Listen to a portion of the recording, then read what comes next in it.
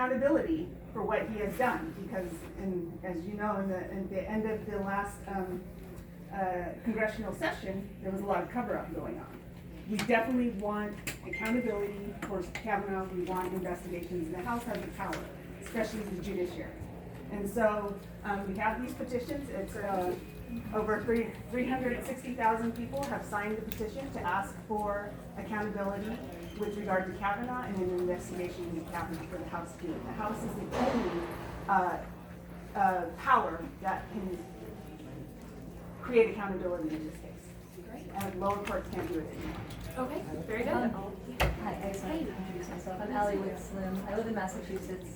When the Kavanaugh protests were happening, I drove 4 times, I took the train 4 times in 3 weeks as one of the protesters to try to stop his confirmation, because I could see that there were credible allegations of sexual assault and perjury, and I felt that those needed a true investigation. The investigation that happened was clearly a sham. It's not a real investigation.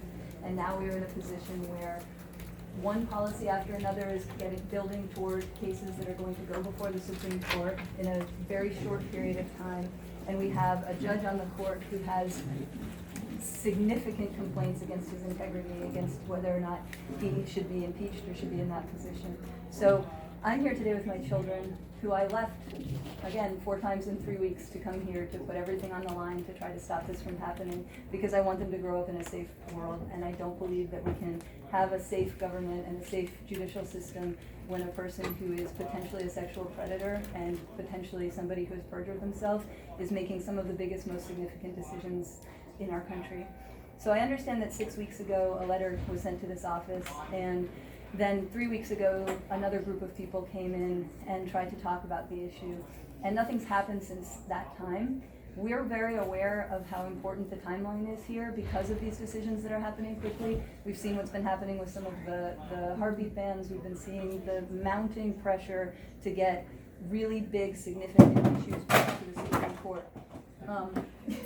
Our belief is that if that happens while Brett Kavanaugh is in a position of power, it'll be dangerous to our children, it'll be dangerous to women, it'll be dangerous to immigrants, it'll be dangerous to the LGBTQ community, certainly for the survivors who were involved in the protests against Kavanaugh to begin with. This is trauma. Watching him make decisions about our bodies is trauma. And if there is a truth to be found, and there are documents available that has that information, we need the House Democrats to act now and act fast to get that information out to the American public so that we can decide whether this is a person who should be making the most important, significant decisions in our country. And every other issue that we're dealing with is important too. We understand there are a lot of priorities, but most of those are going to filter up to the Supreme Court at some point. So if we don't address the integrity problem within the Supreme Court, it's going to trickle down across every issue that we're dealing with. So I'm here again from Massachusetts, bringing my children to stand here and request that something be done. It's discouraging to work through our process 6 weeks ago, 3 weeks ago, and see nothing happening.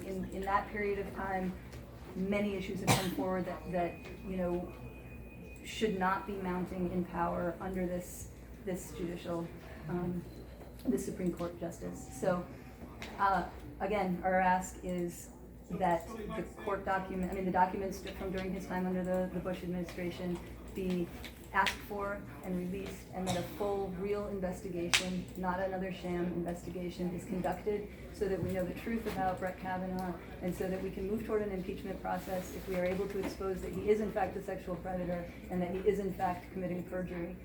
2 things that have a lot of substantiated evidence. And it's there to find, and we're just asking you to ask the questions to find it, and we're asking you to do it fast because there's a lot on the line for generations and generations to come. It's a lifetime appointment. There's a lot at stake. So I want to thank you for listening, and I'm hoping that this time we won't have to come back in 3 or 6 weeks and again say, this is our 4th try, this is our 5th try, this is our 6th try, because really we're losing time here. Yeah. And my name's Tracy, I'm also from CPD.